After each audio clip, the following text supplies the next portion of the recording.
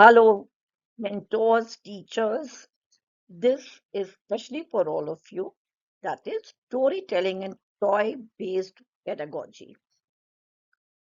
The teachers of the foundational stage, hats off to all of you because you all are dealing with the most intelligent students because the maximum brain development takes place from the ages 3 to 8.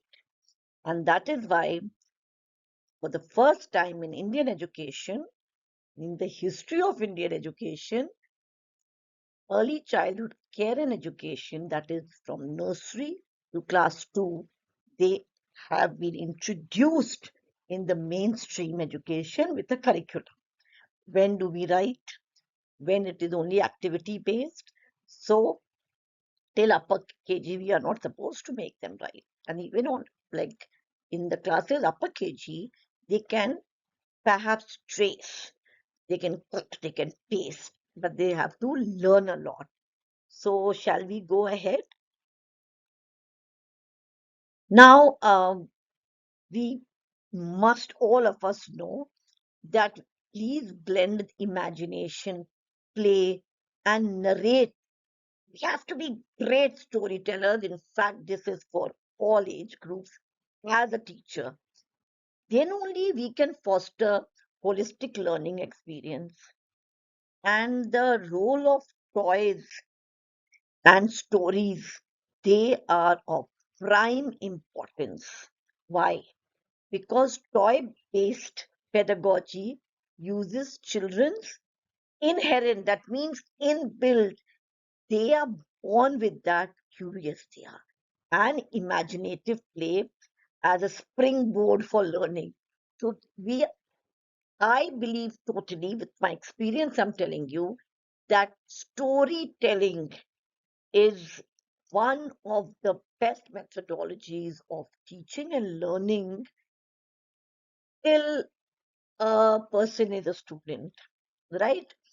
If you just narrate an anecdote or you give the example of a story, lifelong retention is there. And this is what we have to do, lifelong retention. Now, uh, let's talk about the story time. It adds that vital dimensions of narrative. So your language has to be extremely simple and clear. If we ourselves are not good communicators, that means speaking with clarity, speaking with the correct pronunciation, and then weaving in a language which is conducive to that age. And we have to be very empathetic, creative, because the child is curious. So once a child loves your classes, they become meaningful. We have to be dramatists. We have to do a lot of drama. Like I keep these puppets, hand puppets, then I have a lot of dolls. And believe you me, last in the month of March, I'd gone to a school for storytelling. That is, they told me it is for 3 to 5. Ultimately, I was narrating a story to 250 students of class 6 and 7 and a few of class 5. You have to keep them interested. You can ask questions in between, and I promise you, they will never forget you. It is one of the best methodologies. Now, what are the key benefits? Why should we go in for these toys, as you're seeing, or storytelling? Creativity and imagination. Like if I had a doll when I was young, so I used to bathe it, and one day I bathed it. It was cotton was stuffed inside. Now you can't wet it, so the the thread from the throat opened, and I felt that my toy is in excruciating pain. I told my father that my toy will die. You won't believe he took a needle and thread and he sewed the throat. So I just thought that he is being operated on. SEW, the pronunciation is so and not sew. So he sewed, and after a few days, my father got a bow for the my toy. It was a teddy bear. I don't even remember, it was when I was very young.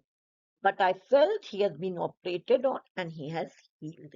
So this strengthens creative thinking and broadens the perspective. We have to broaden the horizon. It's just limitless. We cannot limit them. Now, this is what experiential learning is all about, because you are manipulating toys, right? My grandson, I'll be showing you videos also with respect to that. He does engineering, that is STEAM and STEM education, right? He gets involved in making all the blocks together. Nowadays, you have these magnetic blocks, which then you are supposed to make a more, any type of structure with it, right? Like something over here. So when these are called manipulating toys, because you are the king or the queen of these toys. You can do whatever you feel like, and it is hands-on experience. Thus making abstract, ambiguous concepts tangible. You want to make a palace, and there tangible means what you is there, you can feel it. So learning gravity with block towers, yes, these are the block towers, and nowadays in the market I've seen there are a myriad number of types of toys. Do not go in for too expensive ones. In fact, utensils in the kitchen, those also make very good toys. Sound, they can hear the children. Now, the first one that we did was experiential learning for a second, and then problem solving and social skills. I don't know now if it is being done, but during when I was young, we used to have marriage ceremony of, okay, my doll and your male doll, my sisters, my younger sisters. So we used to collect everything, and then we used to cook something. The parents were helping us out, and the boy side would have come inside the house, and then they were treated well, and they said, please sit down. Such great social skills was taught to the youngsters who were playing with dolls. So problem solving. Oh, like my doll had a throat slit, and my father saw it, and that was operated.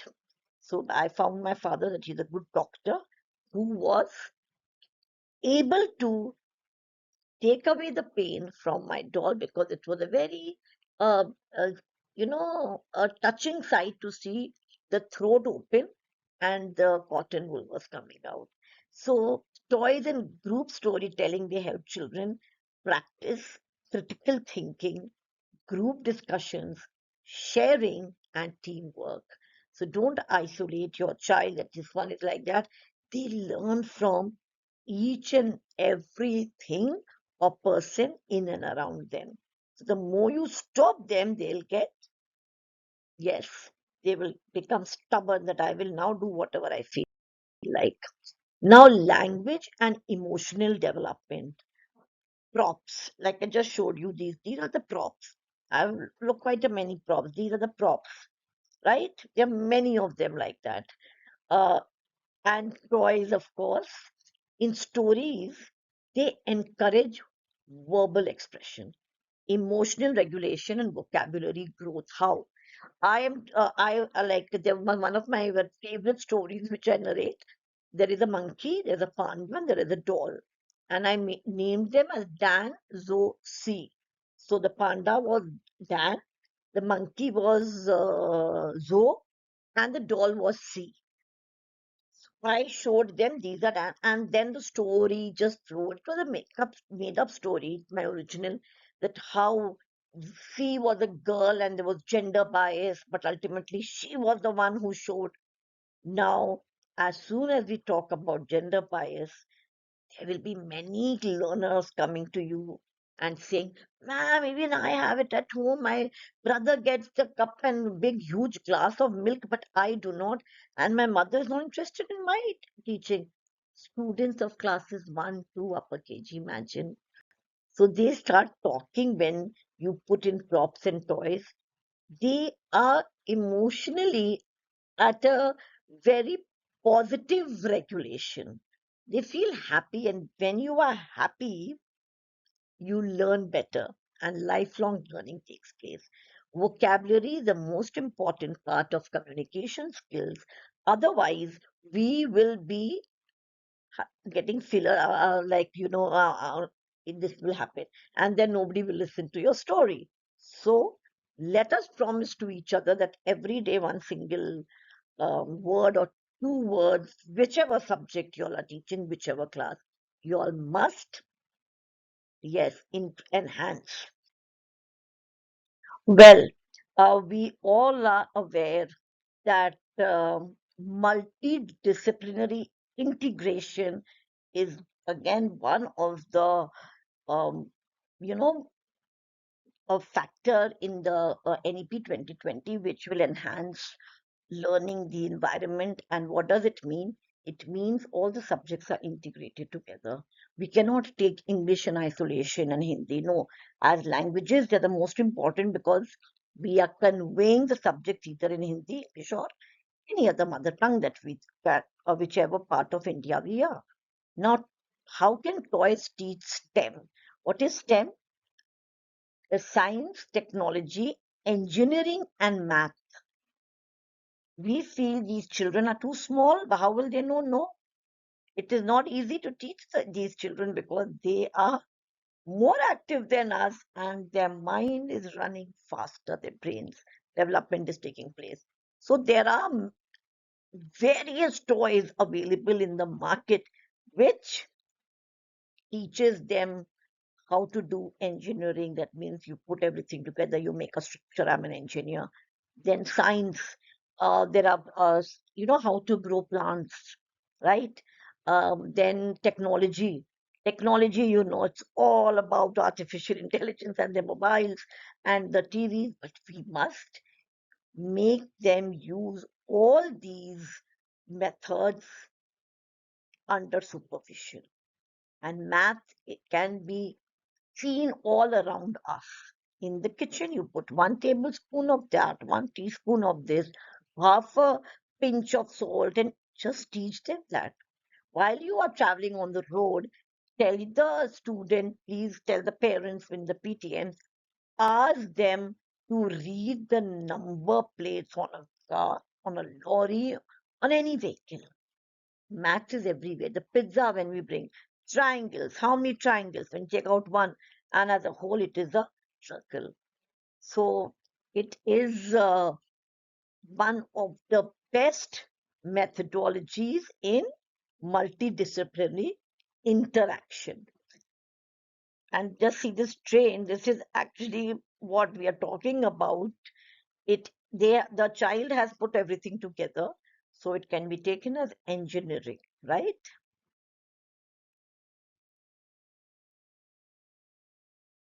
Now, what are the classroom strategies? How do you implement all this?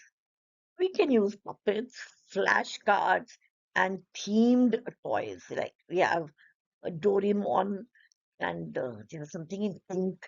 All the animals and all the toys now have a name.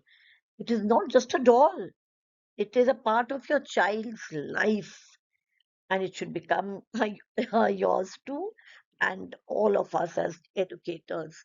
So when we use theme toys as props to make the stories extremely interactive, they become a part of our family. And we should allow the children to become co-creators. I have created this, and I'm sure you will be making another, whatever he or she is making, better than mine. And this challenge will infuse energy, excitement, and the will to do something different, creativity. So we must have a lot of props in the foundational stage. In fact, I have taught the professionals, and I realize storytelling comes in very handy then.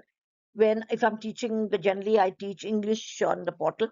When I'm teaching English, a small anecdote about some word which is difficult for them to pronounce. And one I remember was quintessential.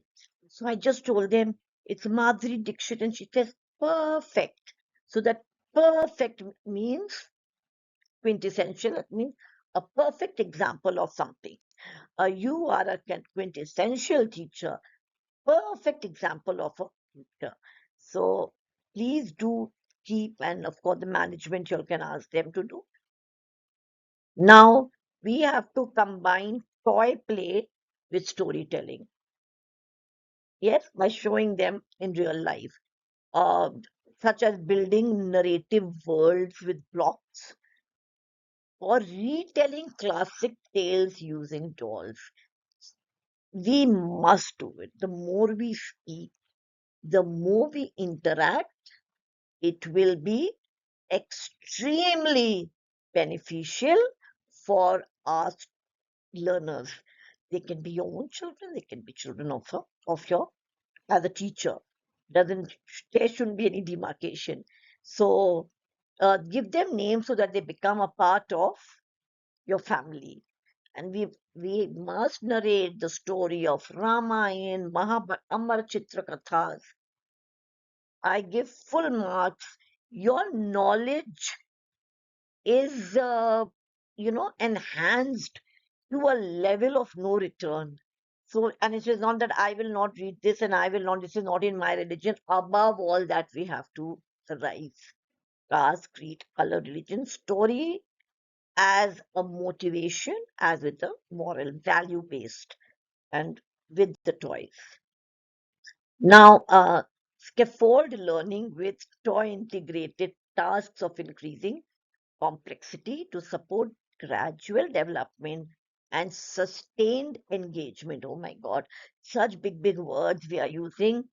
Let me just explain it in short. Scaffold means giving that support. It is used in science also when a building is made.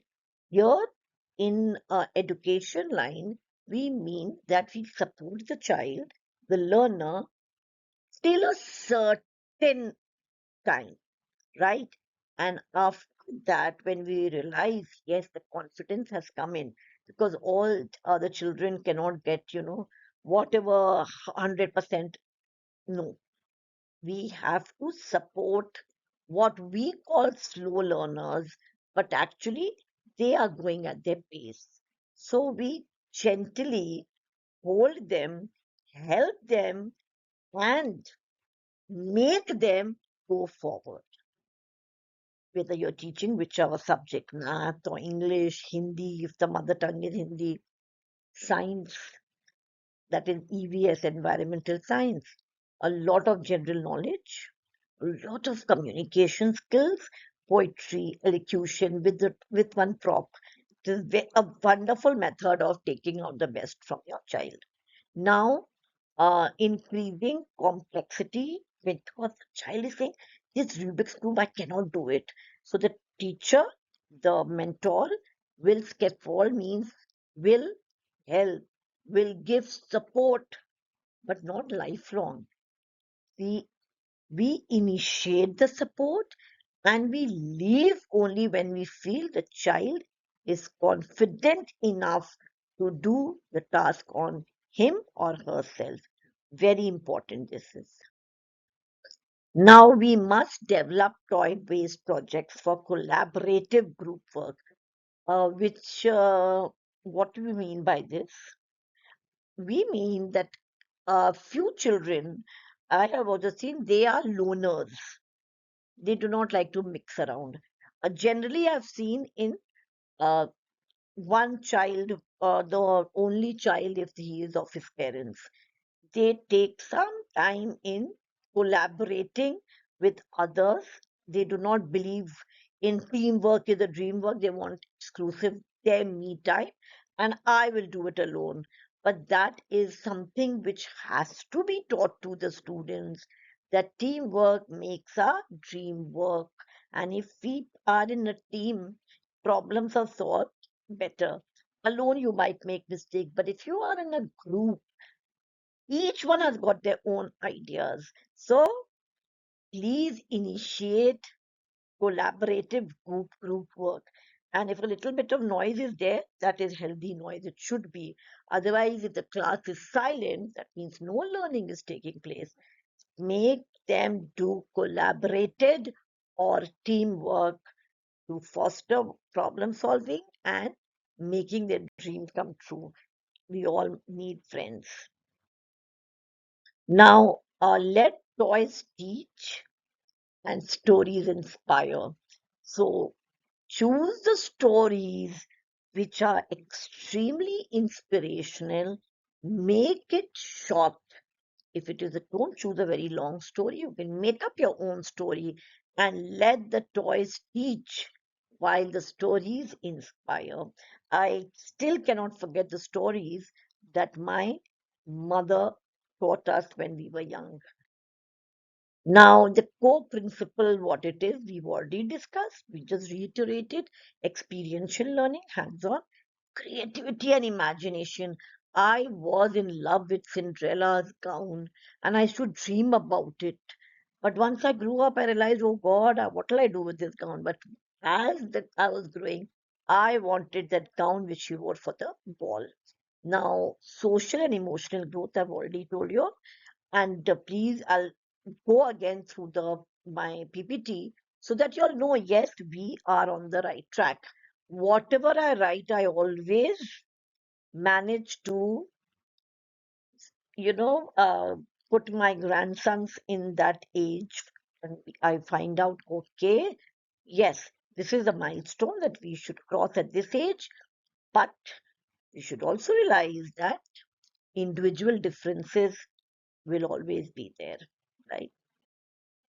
Now, implementation, you make rules, you make a lot of lesson plans, but it will not be successful till you do not implement. Once we implement, we can say that, yeah, we are now on the right track. So, how do you implement STEM with blocks and robotic kits? Nowadays, robotic labs and everything, you get it in school. Then reiterating storytelling with puppets and props. And then role play with dolls and animals. It's such fun when they start doing role play. Generally, they emulate their parents or their favorite teacher. So emulation is another form of admiration. When you're copying someone, that means you are admiring. So let the children be free in their thinking. Role plays role plays play a beautiful role in our life, even maybe at my age, at an age where you feel that I am outgrown. No, child within us should always be alive. So this is how we implement. This is an abacus tool, which in the abacus classes you can use, but you can use it in your math class for color coordination, for counting. This proves to be very beneficial. So now tips for all of us. For all of us, prepare toy-based story matching. That means it should be matching. I'm talking about a lion and I show a panda. That will be really confusing the learners. Then align activities with students' interest. They are the biggest and the most important people in our lives, those learners. We are teachers because they are out there with us. Otherwise, we had no status we could have. So we must think, observe the class, which type of activities is going on, what are they watching on television. Only then please align your activities. Any activity you pick up, no, that is not at all a good idea. Then we have to encourage creativity. We will not guide scaffold all of them. Scaffolding will be for a few learners who perhaps are not with the rest of the class. But we have to pull out the answer, the creativity, the collaboration, and the expressions. Very important. How we speak to them and If you keep looking at them frowning, they too will frown. So the expressions, that is non-verbal, and your verbal expressions, the modulation, the intonation, let's work upon our voice, right? Now, you all by now, or prior to this also, you all must be agreeing that storytelling and toy-based pedagogy fuel, it acts as an energizer for imagination, making learning joyful and meaningful for every learner. We all like to hear stories, but please plan your stories and the toys carefully. I've had, like seeing students or people in their house, home, the children with scraggly looking creatures. So they will learn, oh, we are supposed to look like this. So please keep the toys clean, sanitized, whether you're at home or you are in school. And they all should learn how to put back the toy. That is clearance, it's a life skill. We learn so much from storytelling and toy based pedagogy. Now, dearest teachers, dearest colleagues, continue teaching with the passion which you have just now to ensure that learning takes place. So, happy teaching and thank you so much. After this, there are a few questions. What is your favorite toy? You may ask. Then, what can your toy do? This is promoting critical thinking, communication skills. You must keep asking questions and describe your toy to a friend. So, what does that mean? That we should be able to talk to each other, appreciate each other, respect, and make storytelling and toy based pedagogy your mantra for bringing about learning. Thank you so much. God bless each one of you. Thank you.